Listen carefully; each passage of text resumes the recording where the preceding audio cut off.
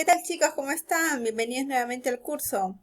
El día de hoy vamos a hablar acerca de otro reino, del reino Plantae.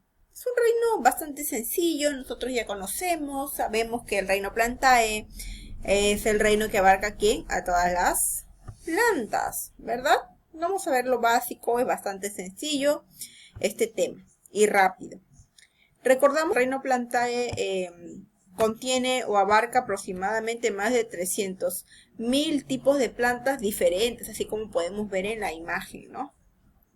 Es uno de los reinos más indispensables para los seres humanos, puesto que las plantas principalmente nos sirven porque proporcionan el oxígeno que necesitamos para seguir subsistiendo. Además, que las sirven como fuente de alimento a nosotros, a otros seres vivos, forman una parte importante de la cadena alimenticia.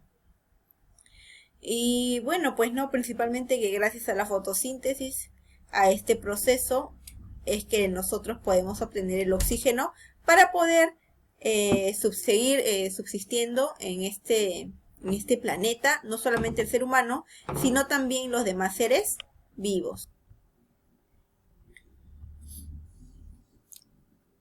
También debemos de saber algo básico en que las plantas, y la mayoría de las plantas vamos a distinguir, pues, partes principales, ¿no? Órganos principales, ¿no? Tenemos hoja, tallo, raíz, flor, fruto y semilla, ¿ya? Estos órganos los vamos a agrupar en dos. Tenemos órganos vegetativos, en los cuales son aquellos órganos que le permiten a la planta subsistir, sobrevivir. ¿Por qué?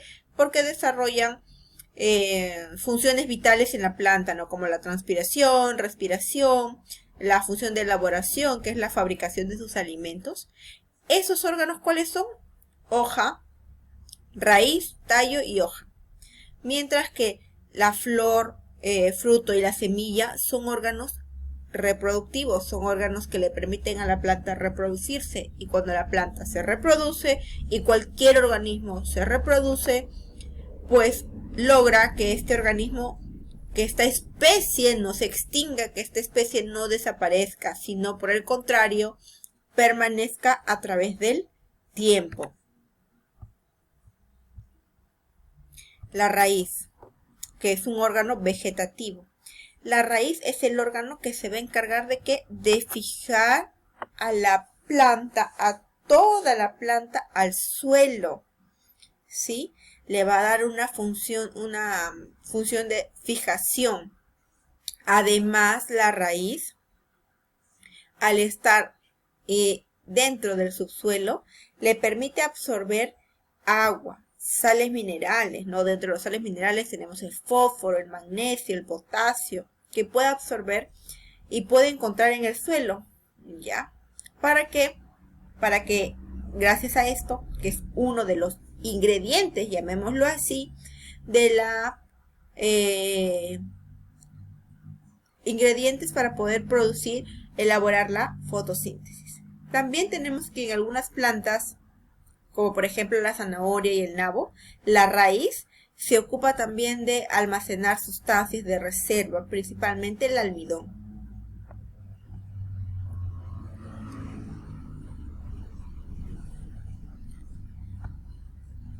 También tenemos el tallo. El tallo es otro órgano vegetativo también, que nos va a permitir o nos va a servir de conexión entre la raíz y las hojas.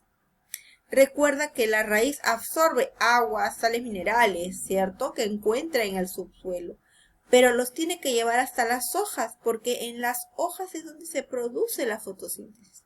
Y para llevarlo de la raíz a las hojas, lo va a hacer gracias al tallo. El tallo contiene tejidos conductores, ¿ya? ¿Cuáles son esos tejidos conductores? El xilema y el floema. El xilema es el que me va a transportar todo lo que la raíz absorbe y lo va a llevar hasta las hojas, ¿ya? En el caso del tallo también hay tallos que se encargan de almacenar sustancias, principalmente agua, en aquellos lugares o hábitats donde la planta no tenga mucho acceso al agua, ¿no? Por ejemplo, en zonas desérticas, el cactus va a poder almacenar agua en grandes cantidades. El cactus es una planta que posee principalmente en su gran mayoría, pues, tallo. El tallo presenta partes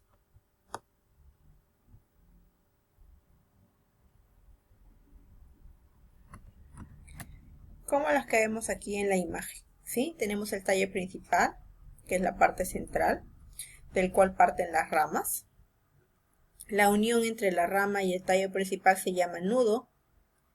En el nudo se alberga la yema axilar, ¿sí?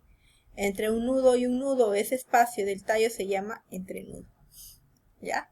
Y por último, en la parte final del tallo, en la punta del tallo, encontramos la yema terminal, que es la parte que protege al tallo durante su crecimiento.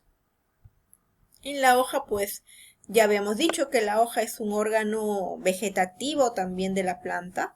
Cumple diversas funciones, entre ellas la más principal es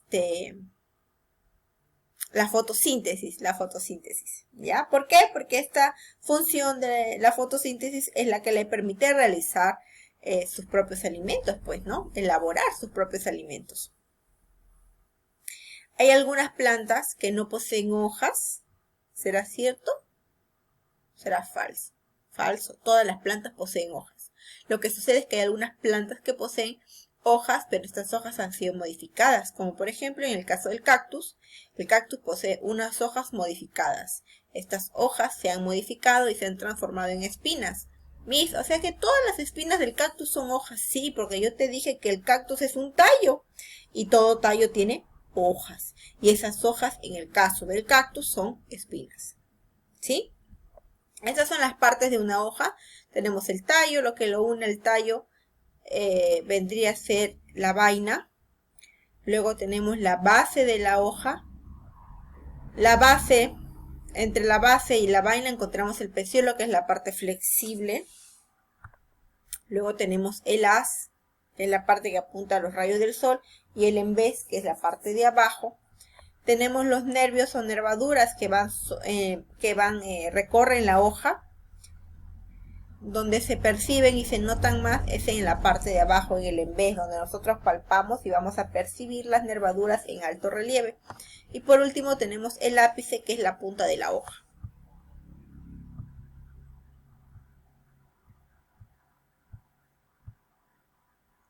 La flor es el órgano reproductor de la planta. Ya a partir de la flor se van a producir los frutos y las semillas. Estas semillas van a germinar y posteriormente me van a dar origen a un nuevo organismo, una nueva planta.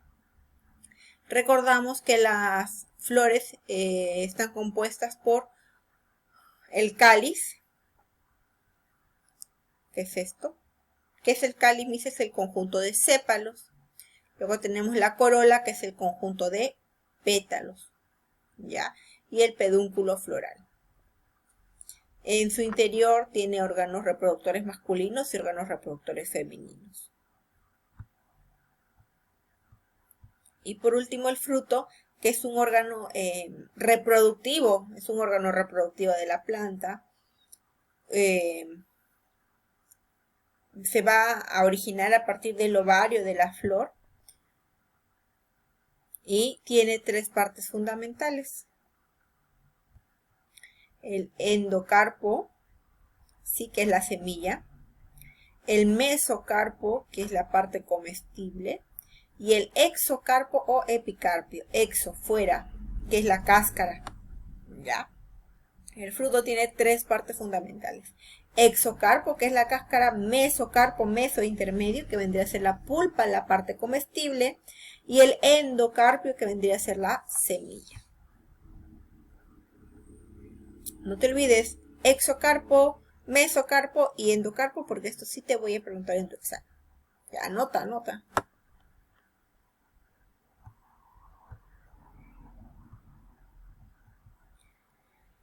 El reino Plantae se clasifica en dos grandes grupos. Las plantas las vamos a clasificar en aquellas plantas que no tienen flores, llamadas criptógamas, y las plantas que sí tienen flores llamadas fanerógamas. ¿Cómo te vas a acordar? Fanerógamas, ¿con qué empieza? Con F, entonces son plantas con flores, pues, ¿ya? Y el otro grupo, plantas sin flores. Dentro de las criptógamas tenemos a las briófitas y a las pteridofitas. En las briófitas a los musgos y en las pteridofitas a los helechos. En las fanerógamas, plantas con flores, tenemos dos grupos, gimnospermas y angiospermas. Las criptógamas o plantas sin flores. Las briófitas o musgos son las plantas que no poseen flores, ¿sí? Estos musgos son muy importantes para los ecosistemas, ya que al agruparse van a ayudar y permiten la conservación de los suelos, ¿ya? Siempre se van a ubicar en la superficie de los suelos, al ras del suelo, en las raíces superficiales de los árboles.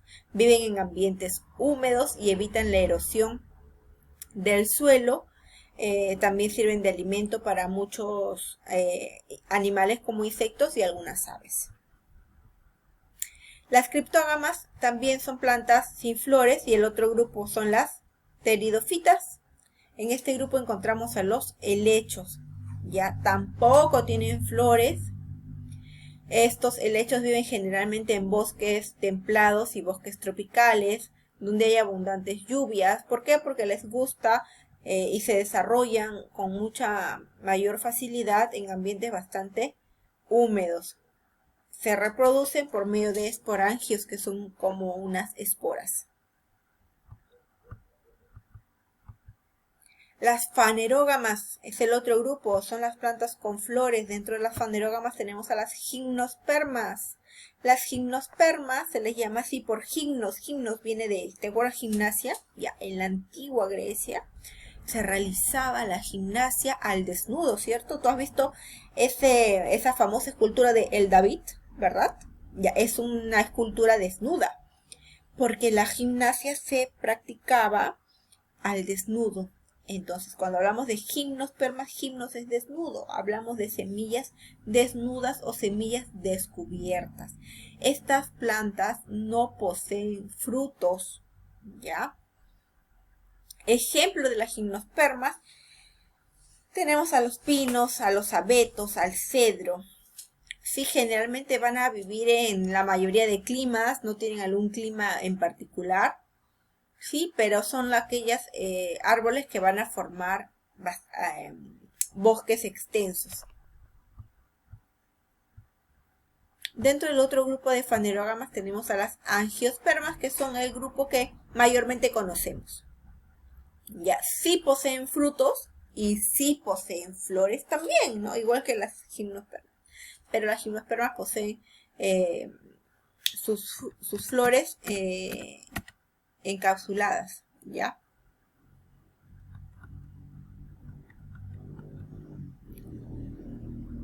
Las angiospermas generalmente suelen ser de colores vistosos. ¿Por qué? Porque estos colores vistosos llaman a los insectos y los insectos son los que facilitan la fecundación cruzada o la fecundación directa en el caso de las plantas. Y cuando hay fecundación, pues originan el fruto, ¿ya? Y ejemplo de esto, las fresas, el manzana, la mayoría de las rosas, las mayorías de plantas que nosotros conocemos, tulipanes, margaritas, etc. Bueno, chicos, como les dije, es un tema bastante corto, bastante sencillo. Espero que haya sido de su agrado, que hayamos podido aprender un poquito más. No nos olvidemos, porque estas preguntas también van a venir en tu examen, ¿sí? Espero que hayas anotado todo. Ya nos vemos pronto. Cuídense mucho. Chao, chao.